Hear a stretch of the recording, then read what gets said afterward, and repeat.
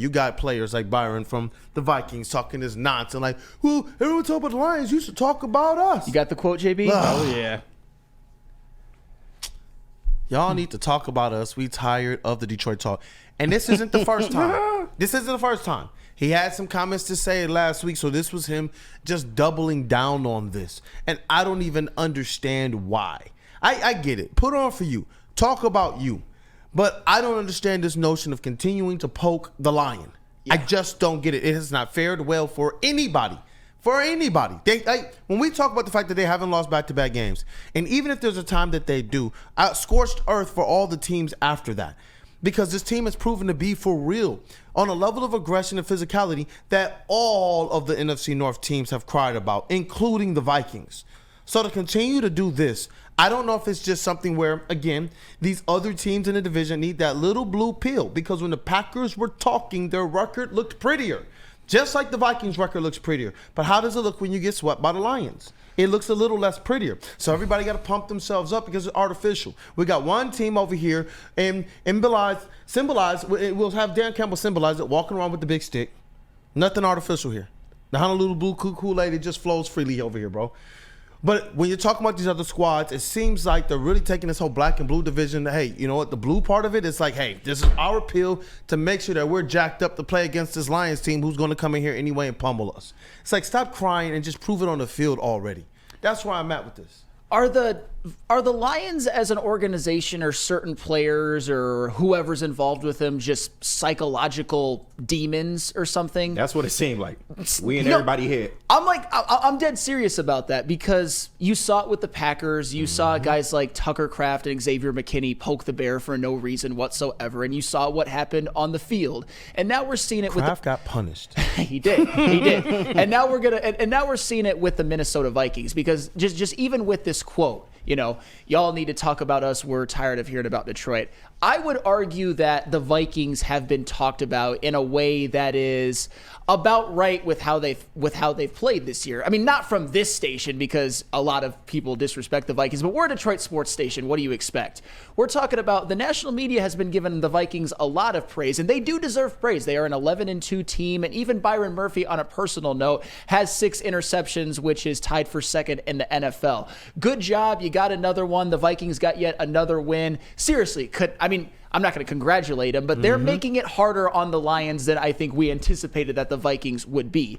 However, if you want to be talked about like a division leader, then go into Minnesota in week 5 or 6 or whatever it is and get the win. Because that was the first game. When you were up 10-0. Well, that's the thing. That was the first game that the Lions played without Aiden Hutchinson. Zadarius Smith wasn't there. I would say that as a team, you couldn't even really blame them if they were a little bit demoralized. So the Vikings, from their perspective, that's probably a bad loss for them. That's the loss that is literally the difference between them leading the division and being the 5 seed. So yeah, the Minnesota Vikings, I'm sure it's got to be frustrating being that they're in the NFC North, and if they were in the NFC West or the NFC South, they would be running away with the division, but it just is the way that it is. The Vikings are getting their praise, but the Lions deserve more and should get more, and if you want more than the Lions, win the division, which they won't, by the way. Because it's interesting that when we win the division, then all of a sudden they want to talk about us actually hanging that banner too. It's just like all y'all are doing are talking right now. That's it. That's it. That's why I like the energy right now. It's just like, oh, another one of these? Wait, and then you double down. I was like, wait, where's, I don't even know, dude. And I was like, his name sounded familiar. And I had to go back and look, and it was like, oh, that's right. That was that guy in the locker room talking all of that. Man, y'all talk about the Lions too much. It's like y'all are crying for your attention. Right. I don't ever remember the Detroit Lions crying for the attention. I just remember them going out there and doing work, man, and punching teams in the nose and just going on to the next week and handling business. Like, that's what I remember when people early on were talking about this isn't going to work, and people were talking about fire Dan Campbell, he ain't the guy. They just continued the course. And as things started to rack up for them game after game after game, especially after that second season, the second half of it, it was like, you know what? They're playing with some dogs. Go back and look at that roster, man. Go back and look at that roster.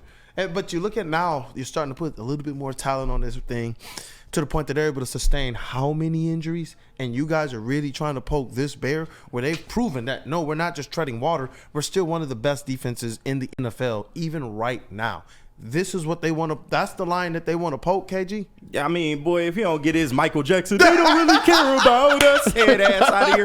Like, I'm tired of it, bro. Like, it's crazy when the Lions get good, how much people want to chirp up. Nobody was apologizing for us when we were the scum of the fucking earth. Where was y'all? Where was I? We could have easily been out here crying, man. Like, I'm sick of it. If you want to put it into the Lions narrative, come in the Ford Field or when we at your place, handle it. Like, you have an opportunity twice a year to beat this team, and to this point, you have not done it. And don't get me wrong, Minnesota's having a great year, but historically, why people don't talk about the Minnesota Vikings is because why? They always effing flame out. Hey. Always. Name a time where they didn't flame out. No, they always flame out. And if you want like a little history lesson on the Minnesota Vikings, you guys already know this because we're Lions fans. When it comes to regular season success, even when it comes to certain levels of the playoff success, they've had a lot of wins, a lot of really good seasons. But if you go back to the 70s when they went to 4 Super Bowls, they not only lost all Super Bowls, they got blown the F out in every single one of them. Every single year, they decided to play their worst game of the season in the Super Bowl. And I'll tell you what, I've been more complimentary of the Vikings than most at this network because 11-2, you don't get that by accident, and they've got talent all across the board, and we know that. But they had an opportunity to take the division from the Lions. They had an opportunity in which the Lions were fresh off Aiden Hutchinson being out, and they didn't do it. People were picking them. And honestly, I don't even logically, I almost picked them until at the very end where I'm like, Lions by 2. But at the time, you know, if I'm a Vikings fan, I'm feeling pretty good about that matchup. And now they're facing the prospect of getting swept by the Lions. I ultimately think that's what ends up happening. Look, man, because when we talk about the dogs on that defensive line, especially, man, Zadarius Smith, Aleem McNeil, you know, I don't know what they're expecting. These guys eat. That's just what they do. And everybody who stepped up after them, they eat. Every week that Muhammad plays and he gets some snaps, I expect to see his name right in the mix. And what do we do every single time? They give him some minutes and he's right up there. Yep. We up here talking about O'Connor. Think about this. That's what I'm saying. Like, and if these guys think that think about it, like the guys like O'Connor and Muhammad who are not just playing just for a ring. They're playing to make sure the Lions can win. But these guys are trying to be noticed. These guys want their next contract. You're trying to poke those guys as well. Pause. That's what doesn't make sense, that's what I'm saying. Like these guys are already rabid dogs. They're already like, yo, they let us off the leash. They were sitting back looking at James Houston get opportunities. Some of these guys weren't even here. Some of these people were sitting back waiting for an opportunity to prove. These are the guys you want to rile up. Like, it don't make sense to me. Well, that's why I said the Lions must be psychological masterminds or something that just get in people's head to the point where it breaks them. Because if you're the Minnesota Vikings, and I'm just speaking, if you're the Minnesota Vikings, you've got a golden opportunity in front of you to keep winning, to put the pressure on the Lions, and maybe even steal the division out from under the Lions. I'm not saying they will. I'm talking about getting into the Vikings' heads. But why would you poke the bear? Why? If I'm Kevin O'Connell right now, I'm yanking Byron Murphy. Get away from the mic. Get your mother. Just like I was talking about with Matt LaFleur. If I'm Matt LaFleur, I'm like, Xavier McKinney, Tucker Kraft, what the fuck are you doing? Oh my God. The Lions feed off of that. More like I think uniquely, even opposed to other teams and players, they need to keep that chip on their shoulder. Yes, they do feed off of it because I sent it to you. What did Penei Sewell say in his pregame speech? Nobody's putting their hands on us. Nobody. And who was that in direct reference to? Tucker Kraft. Yep. They got hyped up pregame to that dude's comments, bro. So it's like whatever people think, you got to reimagine and redefine what your thought football was. People say usually, no, just let that fall by the wayside. You don't got to worry about that. For whatever reason, this team has found a way to turn air into fuel. That's what they're doing. All of the hot air that these other teams are blowing, this team has found a way to say, oh, great. And then see Penei Sewell getting hyped up about it. To hear Carlton Davis and Kirby Joseph after the game talking about it. Yeah. To see all the little scrum and him like, what up? And Tucker Kraft was looking like the boy holding the cup. You know what I mean? Well, like, not me today. Like, yeah. Then why were you talking beforehand? These guys are out here really, really playing real ball.